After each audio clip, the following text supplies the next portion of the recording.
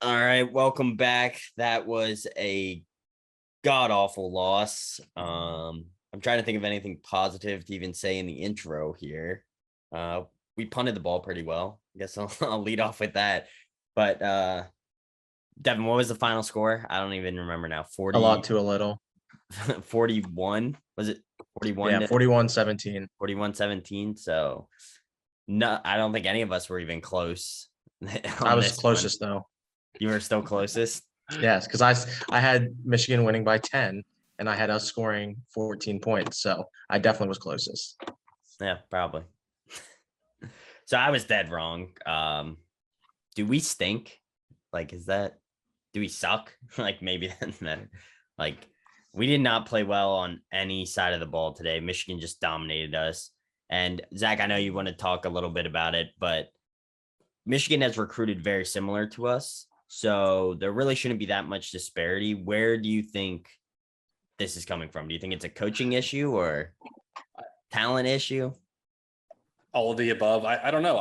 It feels like it shouldn't be a talent issue. That it feels like, and I try not to be high and mighty because I'm as pessimistic about Penn State football as anybody. But this should never happen. The whole point that you have James Franklin and that you give him a 10-year extension is because he allegedly brings elite talent to State College that you otherwise wouldn't get. And if you buy the recruiting numbers and all of that jazz, Penn State and Michigan recruited essentially the same level. So if you think recruiting, if you think the Stars and 24/7 and ESPN's top 300, if you think there's like just generally some value behind that, then Jim Harbaugh doesn't have better players than Franklin. So is it a question of really and from like really getting into the granular level of recruiting where, some coaches just have a better eye for talent and can see guys that maybe are ranked 4 or 5 stars that just aren't worthy of that? Or for me, is it more once you have them on campus, how do you develop them? And part of it now with the portal is you can kind of easily bring guys in. Michigan center, who I think is like as dominant a player at his position that I've seen so far this year, he transferred into Michigan. So, but generally speaking, it just seems like Harbaugh gets guys and develops them, and they're there for a couple of years and they get better as the years go on. And a good example would be like the running back position, where it just seems like year in, year out, they have a stud running back. And Blake Corum has kind of been behind the scenes the last couple of years behind Hassan Haskins, who probably spent a year or two behind whoever was ahead of him. And I can't remember at the moment, but I don't know. There's just for the people that are just going to chalk this up and say there's just a big gap between elite and the next level. I don't doubt that, but I don't think that should apply to Michigan and Penn State if you buy into recruiting. And so I don't know. I don't really have an answer. I'm just asking more questions, I guess. But that so the talent issue or the talent question, and then also for me coming off a bye week, like how does this happen coming off a bye week? And we talked a little bit in the preview about maybe sometimes the bye week can actually hurt you, just in terms of like keeping the team prepared and kind of maintaining that consistency that you've hopefully been developing before the bye week. And then the bye week hits and everything kind of gets lost. I don't know, but from a coaching and preparation standpoint, you have to think you show up. You show up better than we showed up today. And part of that is maybe you just tip your cap to Michigan, and they brought their A game today. We thought coming in they looked a little vulnerable against Indiana. We repeitedly cited the Maryland game. I don't know. Maybe they did. Maybe Maryland is better than we think they are. Even Iowa. I mean, I don't know. It's just one of those things where maybe Michigan just showed up and had their A game today. Sometimes it happens where you see a team just have everything clicking. And, I mean, we've done it to them before. Well, I'll put it this way. I hope that was their A game because they ran for over 400 yards against us. So if that wasn't their A game, yikes. Would they run for 500 against us? I don't know. I mean, they probably could have if they didn't take their starters out. I mean, I'll say this last point and then I'll leave it for Devin, I guess. But this is what it feels like, especially not just getting beat big, but when it's all on the ground.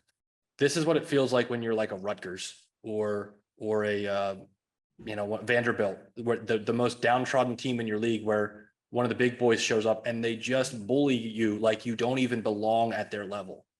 That's it's one thing with Ohio State, with the elites they have, where the elite athletes that they have, where they can just kind of out athlete you. There's nothing more demoralizing though when Michigan just runs it down your throat for 4 quarters, and it feels like, are we a Big Ten team? Like they're running through us like we're Eastern Michigan or Akron or something. Like, so I don't know. I'll leave it at that, and I'll kick it over to Devin, I guess. Yeah, Devin, what's your initial thoughts? Yeah, I mean, I pretty much echo everything that Zach said. It's just, I mean, really, we lost today 55-0. Like, if you really want to think about it, because you take away Sean Clifford's 62-yard miraculous ball fake, and you And the take juke. away just He had a sick juke on that too. he did have a sick. He's so athletic. He's the best quarterback in the Big Ten. But you take that away, and you take away a double doinked face mask pick six. They probably score on both, or they score on that drive. If we don't get that third down conversion from Clifford, then we're punting, and they're scoring again, going to rush for 600 yards. I mean, I expected us to lose. I definitely didn't expect us to get embarrassed. I think Zach hit my biggest issue is that we're now what we say 2-6 after a bye week. That's a problem. Stop taking bye weeks. Yeah. We just got to schedule somebody. I mean, yeah. Or take your bye week 1. Yeah. I mean, if we're gonna be on the road in week 1 anyways, let's schedule it week 1.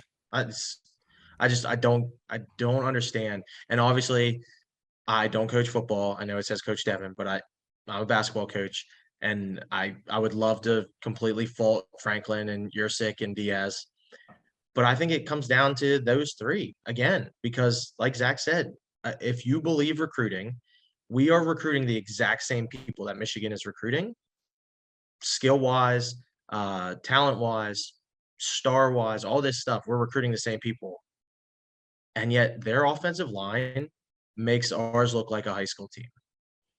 And it's just, that's a problem. It's a problem, and it has been for 7 years. I mean, you look at the year we were really good. Saquon was just that crazy athletic, but our offensive line was still suspect from time to time. All the time.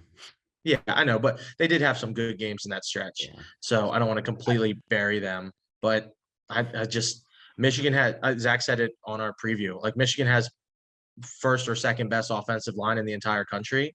Why aren't we getting those kids? Yeah. When we're recruiting the same people, or are we getting them and we're not developing them into the players that Michigan is? We're, like we always say, we're not a practice, so we don't know. But right, the issue isn't like if you remember at the end of during the scholarship reduction portion of the post Sandusky era, Penn State was running like converted D tackles out there at guard and whatnot, and it made some sense. Like these guys just weren't that talented. I would say, O'Brien, made it work and actually was able to field some competent offenses. But we're at this point now where year after year, the guys that we're running out there, they're not scrubs from a recruiting standpoint. They are three and a lot of 4-star recruits. So somewhere along the line, whether it's early in identification of talent at the recruiting stage or in developing them, getting in the program, building them up, and making sure that they can play your strategy, something's going wrong at some stage of that process, maybe multiple stages. But yeah, I would say, not to go too over the top, but Michigan was kind of in this same boat less than 4 years ago when they got absolutely demolished by Wisconsin. Same exact boat, got ran over, and I'm sure they were asking the same questions. Now, can Franklin make that turn and kind of change things like Harbaugh has in the last 4 years and completely revamp his team, his talent? What do you got? So I would note that you're right. You're absolutely right. And the fan base turned on Harbaugh at one point. And they were trying to fire him 2 years ago. He willingly took a pay cut. Yeah. And he changed. We talked about their defensive strategy. We talked offensively. This doesn't look like the same Michigan from back in the Wilton Spate and John O'Korn era in like 16, 17, 18, where he just tried to play, caveman ball. Now they still ran the ball a million times today, but they did it a lot out of shotgun. They did a lot of play action. So I think Harbaugh self-assessed and willingly changed and willingly gave more authority to his assistants and to his coordinators, and felt the pressure of the fan base and the school saying, we need to be better. What did Penn State do after 2 horrendous seasons. Reverse Uno card. They reverse Uno card, right? And 10 mil. that's all I'll say about that. Yeah, and I mean, just the difference in the running game today, even the scheme of running, you saw all these guards and tackles pulling from the other side, coming around, sealing the edge. Like, I mean, they were opening holes like we could have ran through there for 8 yards. Some of those, like, just, I mean, their second string running back made us look like Devin said, like we're a high school team. So, And it all stems from that O-line. Sorry, I just want to say it all stems from that O-line, because so many of those runs, Quorum and Edwards, they didn't make one guy miss. They're into the secondary before anybody even lays a finger on them. And then we talked about this a little bit during the game. Like, I don't really think JJ McCarthy, I still don't think we know anything about him. And I mean, I think he made a really boneheaded play obviously with our pick 6, but when he goes to pass, they can roll play action out. They can leave 7 guys into block, and they can give him like a 2-man route where he just reads, is that guy open? Is that guy open? And then he runs, right? And because of Penn State's need to, we're getting gashed in the run game. There were so many times where we were playing such soft coverage in the secondary because our secondary has to be able to help out. Like, that's one of the things I think we taught is, why don't we just load up the box, play man coverage, cover 0, and try to shut down the run? Is unfortunately the corners and the safeties are making a lot of tackles and run plays downfield. So if they're all locked up in man coverage and there's no high safety, there would have been 10 long run touchdowns. So it just makes it really easy to run offense if you can gash teams in the run game. And it makes it really hard to play defense, to call defensive plays, if you're Manny Diaz, because you kind of need all 11 guys being involved in the run defense. So, yeah. No, I agree. Yeah, and one thing, Jordan, before you transition, obviously I hate to bring it up, but looking at the Auburn box score from today, like, Auburn is our best win of the year. So I think we need to keep that in consideration. Mississippi, they're down by 14 as we're recording this. Auburn is down by 14 to Mississippi. That's it. 2 touchdowns. Mississippi has 422 rush yards. They have 3 dudes over 100. So was that just the anomaly that Auburn's run defense is that terrible that we were finally able to get a good running game because Auburn is terrible? And then you flip that over. Auburn has thrown the ball 8 times today. That's why they're in the game. That's why we waxed them, because they didn't commit to what they were good at.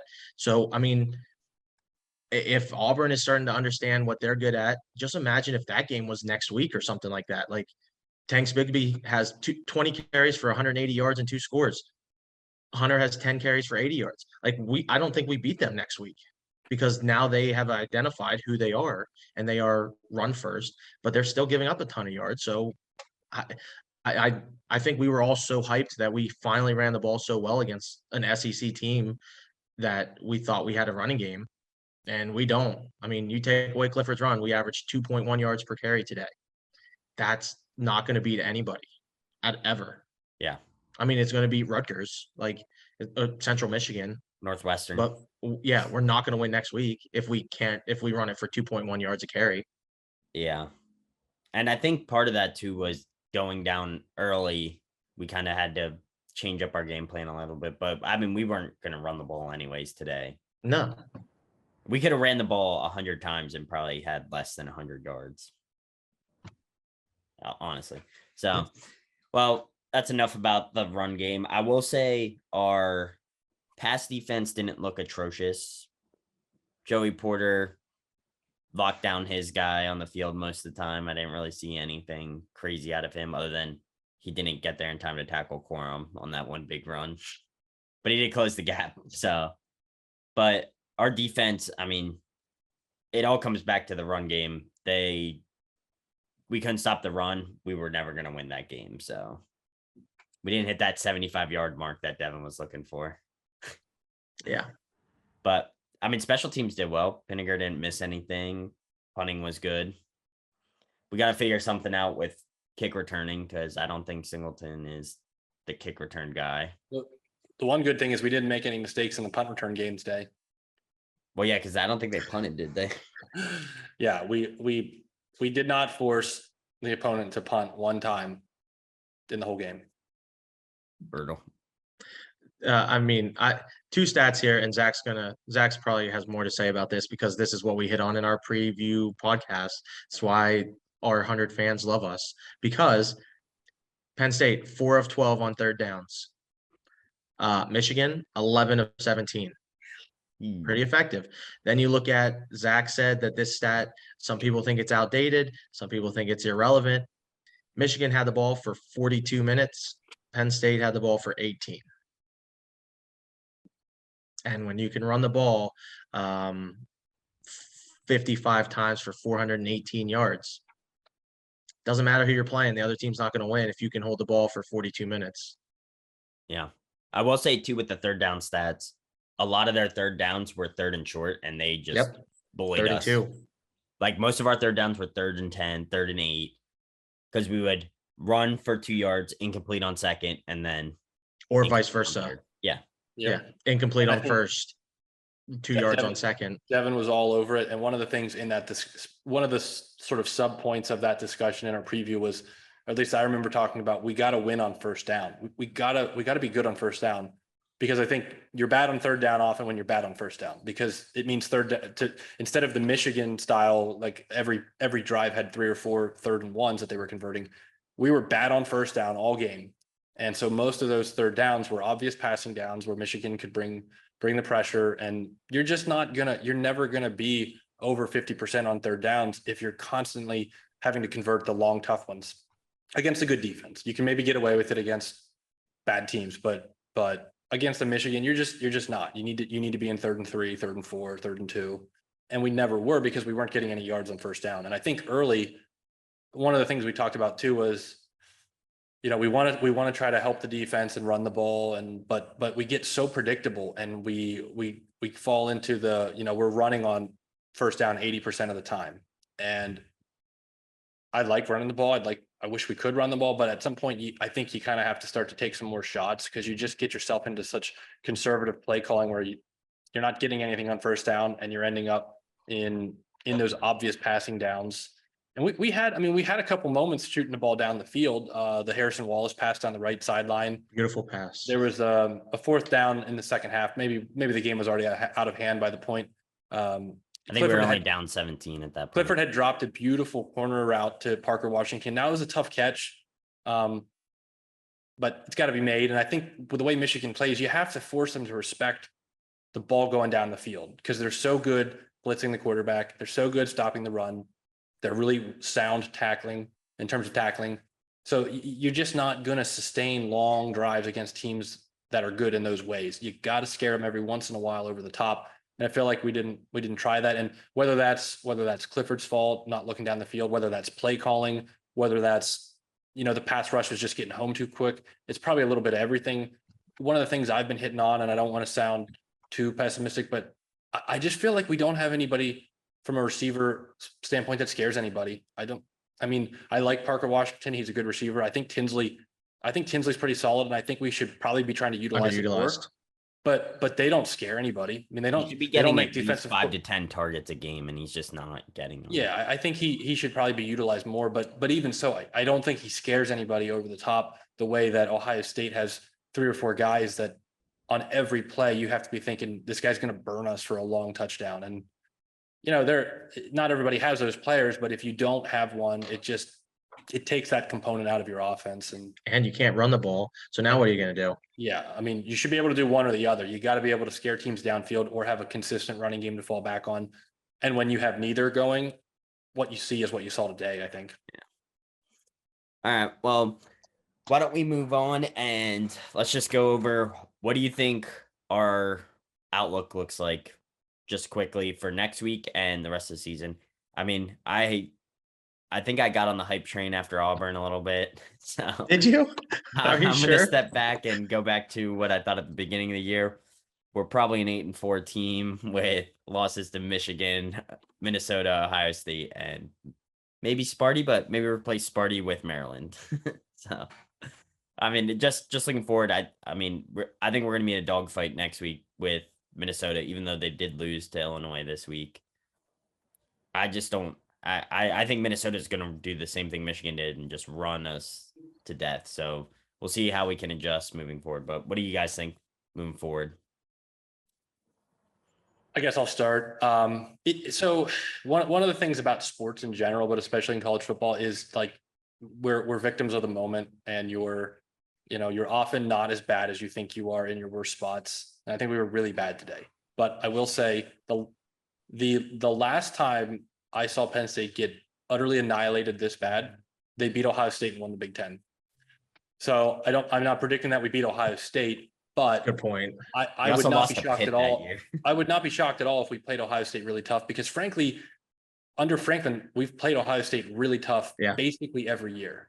Even 2018, Penn State went up to Michigan and kind of got beat around pretty good. That was the famous 4th and 5. We ran the halfback draw and Chase Young blew it up, but we were right in that game in Beaver Stadium. I was there. So I don't know. I feel like there's a wide spectrum. I mean, if we could fast forward to the end of the season and we finish 10-2 with another loss to Ohio State and go to a New Year's Six, I wouldn't be shocked, because once you take Ohio State out of the mix, is Minnesota going to be a tough game? Yeah, they're tough. Can we beat them? Absolutely. At home in the whiteout.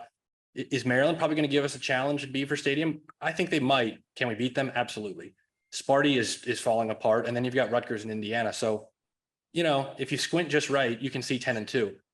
I can also easily see 8-4. So that's where how you respond to this beatdown is probably more important at this point than really looking forward. Is the team kind of broken? Has its will been broken? And again, pointing back to 2016, that's a good example where you can be a pretty solid football team at the end of the year and have completely laid an egg at some point in the season.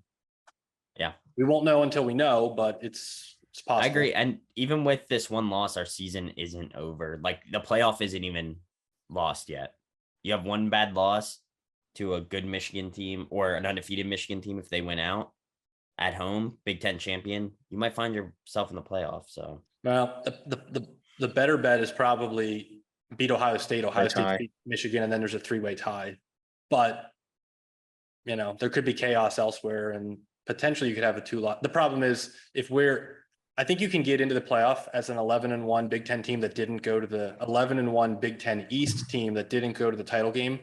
You can do that, but your one loss better be a pretty solid data point. And I think this would keep us out. I think at this point, you have to have the Big Ten title at this point. I always go back to in 2016 when Penn State didn't finish 5th and didn't make the playoffs. Everybody points to the Pitt loss. I actually think the Michigan beatdown is what kept us out. Like, if that's a 1-point game, if that's a 1-point heartbreaking loss at the end, I think you can justify putting Penn State in over Washington or Ohio State at that point. I just think they said, okay, we gave you a pass with the non-conference loss to Pitt, and we gave you one, but then you went and just got your teeth kicked in by Michigan, and we can't give you that. Yeah. But I mean, we would have lost 35-0 to Clemson anyway. As horrible as this game was, if they're able to correct and get some things figured out, the season really isn't lost. It's just in the moment, the weight of that loss feels so heavy that it's hard to look forward with any sort of positivity. And it's what I've said previously, losing when you get just ran over the whole game, it hurts more. It does. Yep. So Devin, what do you think? I mean, I pretty much echo what you guys said. Talent wise, we're a 10-2 team. Coaching wise, we're a 9-3 team. And it's just a matter of what is the difference. Do we choke away a game and go 8-4, or do we play up to our level and we lose to Michigan and Ohio State and beat everybody else? So I think preseason we said Zach and I both said 9-3. You said 8-4. We were dead wrong about Auburn. But I fully expect us to lose twice more this season, Ohio State and somebody, whether that's Minnesota, Maryland, choking against Michigan State at the end of the season. Thank God we don't have to play Illinois. Yeah. Oh, thank God. They'd rush for 275 yards every play. They'd run down and back and down and back. All we do is talk about Illinois. But while we're talking about Illinois, they are in the driver's seat. No, we're done. Stop. They're in the driver's seat for the West. All right, it's fine. So what are you saying, Devin? Just 9-3. We're gonna be 9-3. I mean, 10-2 wouldn't surprise me. 8-4 would surprise me less than 10-2. But I think we're a 9-3 team, and there's a lot of people in this country that would be very happy if their college football team went 9-3. Nebraska, us, Oklahoma, the three of us 6 weeks ago. Yeah, correct. right? The three of us Yeah. 6 weeks ago. I mean, I We're- am also not as emotionally invested as some people. 9-3 is good with me. That's fine. I mean, yeah, I want to go undefeated. I want to hang a We're- banner in my classroom that says undefeated national champs. But 9-3 is fine. It is what it is. And we're all victims of human nature. And once we started to stack up some wins, 5-0 looks really shiny. You know, the top Yeah. 10 ranking next to your name on the TV looks really shiny. And so we start to, even though I think the three of us were very level headed and knew there was a lot of flaws with this team, it's really hard to not kind of get ahead of yourself and start to think about, we just were talking about it, you know, tiebreaker scenarios and playoff scenarios. It's really hard to rein yourself back in. And frankly, it's probably hard as coaches to keep your players from doing that too. So maybe that's a little bit of part of it, is you just got to focus on the moment. Maybe don't let them go to and- the pumpkin patch. Yeah, maybe don't have a bye week right before your biggest game of the season. But yeah, Keep that's your all I got. focus in. I Yep. agree. I think 10-2 is probably the ceiling with this team, but I still think we'd probably go 8-4 to be honest. But hey, 8-4, 9-3, win the bowl game. I'm okay with it. Do I think we overpaid for Franklin? Yeah, probably. But Oh, you love Franklin. who else are we gonna as of get? 12 days ago. Who else are Well, we gonna get? Apparently Nobody. there's a, But we didn't have to pay him. there's a private, our there's a children. private, I've been hearing, I've already got sources reporting there's a private jet flying into State College Airport right now with Matt Rule's name on it. Oh, I read that report earlier this week. So Penn State's new AD, Patrick Kraft, was the AD at Temple when he hired Matt Rule. Matt Yeah. Rule. Wow. But it doesn't matter because Franklin is owed so much guaranteed Yeah. money. He would have to like murder a child or something before Penn Or State could ever get out of that contract. Or Penn State would have to murder him. I mean, might be cheaper. Actually, I don't know how that works. But it's guaranteed. Is that till then? Oh, that's a good point. I Well, think then it we can just probably- pay for his kids to go to I college. think That'd his be nice. wife and kids would be Yeah. Set for life. compensated for their loss. Also, it's Penn State. We could pay them all. this We could pay 'em. podcast Whatever. got really, It's just money. This podcast got really morbid, but I mean, we How just got depressed are murdered you? on the That's field. how bad Our they- so- podcast, yes. It is funny to think about, but yeah, Is that, it? I mean, not all that stuff, but it is Oh, funny okay, to think okay. like, could we get Matt Rule, or is he going to join the coaching staff? Maybe. well, the thing is last year, Penn's, so one of the things is you always try to keep the coach under contract for at least like 3 years out so that other coaches recruiting. can't recruit against you and say, hey, this guy's not even going to be here. Yeah. And I think Penn State could have done that. I think they could have extended him for a couple years and said, look, you had a rough patch, but you got the 2016 Big Ten title and that still holds some value. So we're with you, right? We're behind you. And the team doesn't have to worry about the cloud hanging over their head of, you know, is the coach going to get fired? I'm not saying he should have been fired after 2020 and 2021, but gosh, I think there was a middle of the road approach.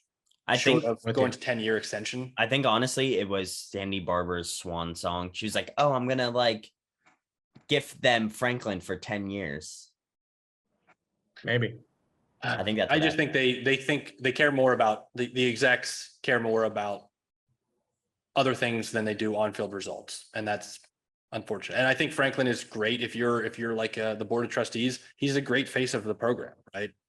I get it. I do get it. But Yeah. for the rest of us, we don't care about that. We just care about on-field results, right? You don't want to know what this fan base would do for national title. No, I'm kidding. Any fan base, we're all just crazy. It comes from fanatic, Yes, where fan we are comes from. So irrational people. exactly. So we try to be rational. So rationally, we're gonna be. 2 of us try to be rational. I'm like a roller coaster. You had Alabama won last week and out this week, but yes, you are very rational. You're right. They piss me off.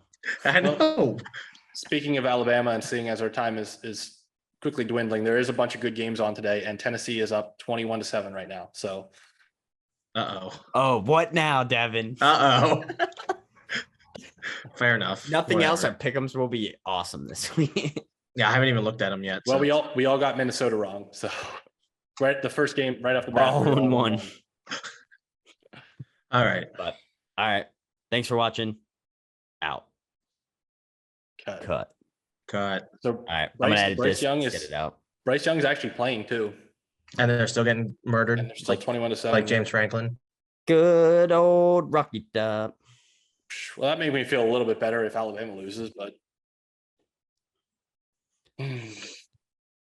At least we look so horrible that Michigan won't get that much credit. Like going Like, they'll into be the number week- one next week. Yeah, they'll be like, instead of being like, oh, you beat Penn Tennessee State. will be one if they beat Penn Alabama State's horrible. Tennessee, because everyone loves Alabama. So if Tennessee wins, they'll be number one. maybe. Thanks for watching the Nittany No Huddle podcast. Check us out on Instagram, YouTube, and Facebook. Podcasts are posted weekly on YouTube, Spotify, and Apple Podcasts. Make sure to like and subscribe so you never miss one of our new shows.